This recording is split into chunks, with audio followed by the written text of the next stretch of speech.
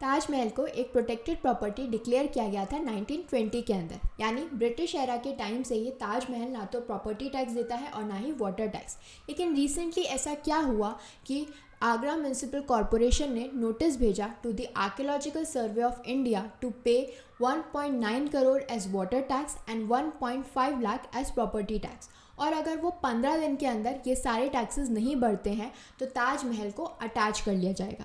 ताजमहल अकेला मॉन्यूमेंट नहीं है, इसके अलावा archaeological survey of India has also been asked to pay 5 crore service tax for the Agra fort and 1.4 lakh for the property tax for the tomb of Itimaduddaulah. अब आप सोच रहे होंगे कि ताजमहल अभी तक ये सारे टैक्सेस क्यों नहीं भर रहा था, क्योंकि वो एक प्रोटेक्टेड मॉन्यूमेंट है, एक एंशिएंट मॉन्यूमेंट है और इसीलिए एग्जेम्प्टेड है from paying any of such taxes. But कैसे, उसी के बारे में हम आज की वीडियो में समझेंगे। साथ साथ हम ये भी समझेंगे कि ताजमहल किसका है, who is the owner of Taj Mahal in the current scenario. और साथ साथ तो ताजमहल की डिप्लीटिंग कंडीशन है कि वो ख़राब हो रहा है, उसका मार्बल ख़राब हो रहा है, उसे सही करने के लिए गवर्नमेंट क्या मेजर्स ले लिए। सबसे पहले हम बात करते हैं अबाउट दी टैक्स थिंग कि कैसे जो है ताजमहल एग्जेम्प्टेड है from paying property tax and water tax. तो जनरली ये जो प्रॉपर्टी टैक्स का एग्जेम्पशन है, इसके रिगार्ड में कोई भी लॉ बनाने की जो पावर है वो स्टेट के पास होती है। And generally Indian states including Uttar Pradesh have granted exemption to ancient monuments from payment of property tax, और ये हमें अवेलेबल है under section 177 of the Uttar Pradesh municipal corporation act. लेकिन अगर स्टेट जो है वो कोई भी नया लॉ बना देता है जो कि इस लॉ के कॉन्ट्ररी में है, तो वो जो नया लॉ है वो एप्लीकेबल होगा। लेकिन रीसेंट सिनारियो में ऐसा कोई भी नया लॉ नहीं आया है and still Taj Mahal is being recognised as ancient and protected monument by the archaeological survey of India. So इसीलिए इसके ऊपर कोई भी प्रॉपर्टी टैक्स जो है वो एप्लीकेबल नहीं होगा। जब इस रिकॉर्ड के अंदर म्यूनिसिपल कमिश्नर निखिल फुंडे से पूछा गया कि कैसे उन्होंने इन एंशिएंट प्रॉपर्टीज़ के ऊपर प्रोटेक्टेड प्रॉपर्टीज़ के रिगार्ड में टैक्स नोटिस इशू किए, तो उन्होंने कहा कि उन्हें इस रिगार्ड में नहीं पता। साथ साथ उन्होंने ये भी बताया कि जो भी फ्रेश नोटिस हैं इन्हें इशू किया गया था based on the state wide geographic information system survey conducted for the calculation of taxes. और ये जो प्रीमाइसेस हैं, जब ये देखा गया तो it included government buildings, religious sites, तो इन सभी के पास ये टैक्सेस भेजे गए based on dues pending on them. तो उन्होंने बोला कि सिर्फ स्पेशली हमने ताजमहल के रिगार्ड में नहीं भेजा था, बहुत सारी जगह जो है ये नोटिस गए हैं। जब आर्कियोलॉजिकल सर्वे ऑफ इंडिया के अंदर ये पूछी गए तो वहाँ के आर्कियोलॉजिस्ट राजकुमार पटेल ने ये कहा कि जो प्रॉपर्टी टैक्स है वो इन किसी भी मॉन्यूमेंट्स पे एप्लीकेबल नहीं है। So ASI is not liable to pay taxes for water as well. तो प्रॉपर्टी टैक्स का एग्जाम्पशन तो हम समझ गए, लेकिन वाटर टैक्स के रिगार्ड में भी उन्होंने ये कहा कि ये जो वाटर हम ताजमहल के अंदर यूज़ करते हैं ये कॉमर्शियल यूज़ के लिए यूज़ नहीं होता।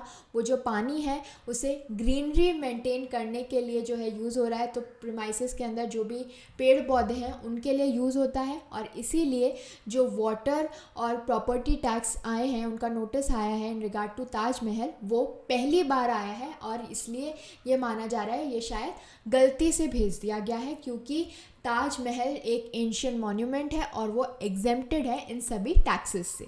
पर क्या आप जानते हैं कि इंडिया के मॉन्यूमेंट्स को प्रोटेक्ट करने के लिए बनाया गया है एक ancient monument preservation act 1904। So this is one of the most remarkable acts जिसे पास किया गया था लॉर्ड कर्जन के टाइम पे। और इस एक्ट के अंदर जो है अगर कोई भी पर्सन हमारे जो प्रोटेक्टेड मॉन्यूमेंट्स हैं उन्हें इंजरी पहुंचाता है, उन्हें ख़राब करने की कोशिश करता है, तो in that case it will be considered as an offence punishable under the law.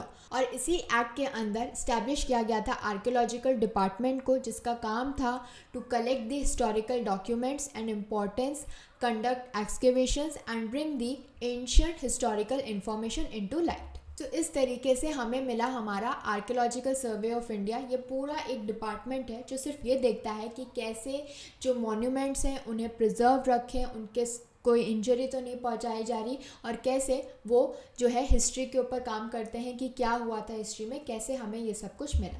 अब हम बात करेंगे म्यूनिसिपल कॉरपोरेशन की, जिसने ये सारे नोटिस भेजे थे एएसआई को।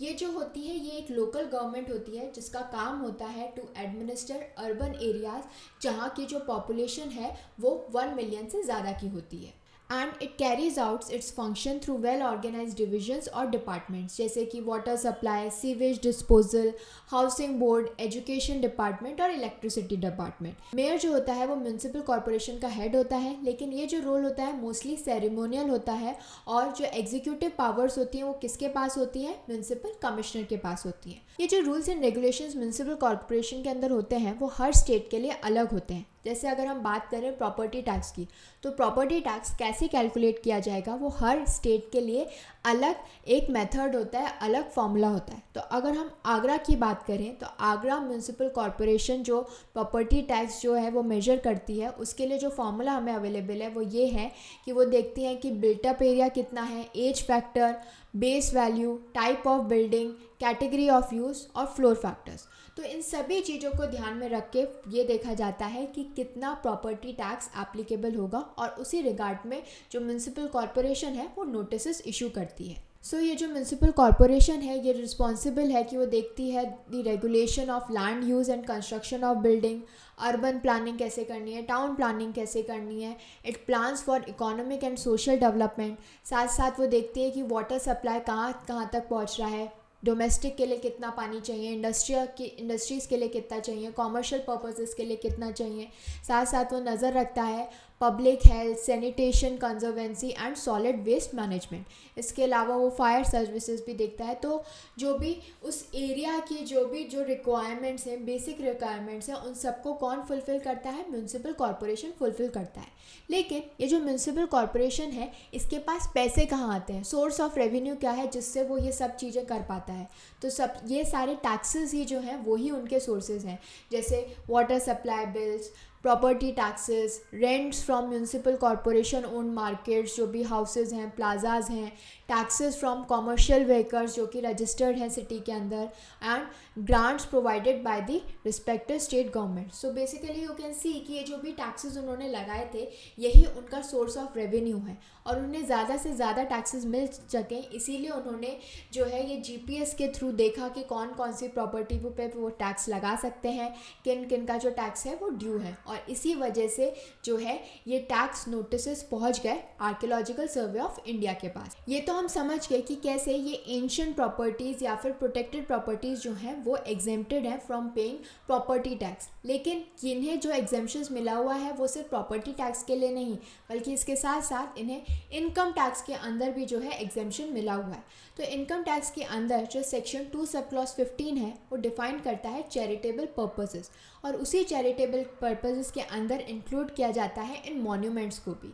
तो जब सेक्शन 11 के अंदर हम एग्जेम्प्ट करते हैं किसी भी चैरिटेबल पर्पस के लिए जो भी अमाउंट आ रहा है उसको इनकम टैक्स से, तो उसके अंदर ये शामिल होते हैं ये सारे के सारे मॉन्यूमेंट्स भी, और इसीलिए ये सारी प्रॉपर्टीज़ जो हैं ये एग्जेम्प्टेड हैं from paying any kind of income tax as well. अब हम बात करेंगे अपने नेक्स्ट क्वेश्चन की कि हु ओन्स ताजमहल। अब आप सोच रहे होंगे ये कैसी बात कर रही है, शाहजहाँ का ताजमहल है, ओनर की क्या बात है। शाहजहाँ ने ताजमहल बनवाया था, वो बात सही है, लेकिन अभी करंट सिनारियो में ताजमहल किसकी प्रॉपर्टी है, कौन उसकी गवर्निंग बॉडी होनी चाहिए। दो गवर्नमेंट ऑफ इंडिया भी है, लेकिन इस रिगार्ड के अंदर भी बहुत कंट्रोवर्सी हुई थी जब वक्फ बोर्ड ने कहा कि हमारे पास जो है इसका मेंटेनेंस पावर होनी चाहिए, हम मेंटेन करेंगे ताजमहल को, आर्कियोलॉजिकल सर्वे ऑफ इंडिया ने। तो इसी रिगार्ड में जो मैटर पहुंचा वो पहुंचा सुप्रीम कोर्ट के पास। सुप्रीम कोर्ट के सामने वक्फ बोर्ड ने ये बोला कि कोई भी ह्यूमन जो है वो क्लेम नहीं कर सकता ownership of this marble monument, but it is Waqf board property, क्योंकि Waqf board is allowed to perform rituals. So अगर वो रिचुअल्स कर पा रहे हैं, वहाँ जो टॉम्ब है वो देख पा रहे हैं, तो इसीलिए उनके पास ताजमहल को मेंटेन करने का राइट भी होना चाहिए। साथ साथ उन्होंने ये भी कहा सुप्रीम कोर्ट के अंदर that they can manage the Taj Mahal without the ownership as well. क्योंकि आगरा के अंदर और भी ऐसे मॉन्यूमेंट्स हैं, जैसे फतेहपुर सीकरी जो कि एक फोर्ट है नियर आगरा, वो रजिस्टर्ड है एज वर्क प्रॉपर्टी, क्योंकि वहाँ पे मॉस्क है और उस मॉस्क को मेंटेन करने के काम जो है वो वर्क करता है। लेकिन उसके पास में एक एडजॉइनिंग एरिया भी है which is maintained by archaeological survey of India. तो वर्क बोर्ड जो चाहता था, जो सुन्नी वर्क बोर्ड है, वो ये चाहता था कि जो ताजमहल है उसके साथ भी ऐसा ही हो जाए। So, the board urged archaeological body to consider whether the Taj Mahal can be registered as its property only for maintenance. लेकिन सुप्रीम कोर्ट ने बोर्ड से कहा कि वो प्रोड्यूस करें documents to attest to its claim कि Shahjahan had declared that the Taj Mahal as a property of the board. और board से ये भी कहा गया कि वो सिग्नेचर लाए जहाँ पे शाहजहां ने इस प्रॉपर्टी को वक्फ बोर्ड को दिया था। और सुप्रीम कोर्ट ने ये कहा कि इंडिया के अंदर कोई भी ये बिलीव नहीं करेगा कि ताजमहल जो है वो वक्फ बोर्ड की प्रॉपर्टी है। सो इट्स बेटर कि अगर वक्फ बोर्ड के पास कोई भी डॉक्यूमेंट है जहाँ पे वो ये दिखा सकें कि शाहजहां ने ये प्रॉपर्टी वक्फ बोर्ड को दी थी, तब वो वक्फ बोर्ड को इसके मेंटेनेंस पावर दे देंगे। अदरवाइज इस तरीके के इश्यूज कोर्ट के अंदर ना लाए जाएं without any evidence. Now we will talk about our last issue, जो कि है ताजमहल के मार्बल के रिगार्ड में। जो लोग ताजमहल कुछ टाइम पहले गए हैं और अब जा रहे हैं, तो वो ताजमहल का जो मार्बल है उसकी जो क्वालिटी ख़राब हो रही है उसे वो नोटिस कर पाएंगे, या फिर आप अपने ग्रैंड पेरेंट्स से पूछेंगे तो वो बता पाएंगे कि पहले क्या था और अब क्या हो गया है। ये सब क्यों हो रहा है? ये सब हो रहा है because of the increasing pollution in are environment. तो उस पॉल्यूशन की वजह से ताजमहल का जो मार्बल है वो ख़राब हो रहा है। सो इसी रिगार्ड के अंदर एक केस फाइल किया गया था before the supreme court. The name of the case is MC Mehta versus union of India and others. इस केस के अंदर सुप्रीम कोर्ट ने ये कहा कि कोई भी जो बिजनेस एक्टिविटीज़ है वो ताजमहल के 500 मीटर के अंदर नहीं हो सकती। So the bench comprising of justice Sanjay Kishan Kaul and Abhay S Oka, उन्होंने डायरेक्ट किया आगरा डेवलपमेंट अथॉरिटी को to immediately halt all the commercial activities which come within the radius of 500 meters from the peripheral wall of the Taj Mahal। So कोई भी इसी तरीके की जो भी बिजनेस एक्टिविटीज़ हैं वो 500 मीटर के अंदर, ताजमहल के 500 मीटर के अंदर नहीं हो सकती। अगर हम बात करें ताजमहल की हिस्ट्री की, तो ताजमहल जो है वो बनवाया था एम्परर शाहजहां ने। इसे बनाना स्टार्ट किया गया था 1631 के अंदर। It was built in the memory of his wife Mumtaz महल, जिनकी डेथ हो गई थी 17 जून को 1631 के अंदर ही। तो उनकी जो डेथ हुई थी, she died while giving birth to their 14th child Gauhara Begum. और ये कंस्ट्रक्शन स्टार्ट हुआ था 1632 के अंदर and was fully completed in 1653।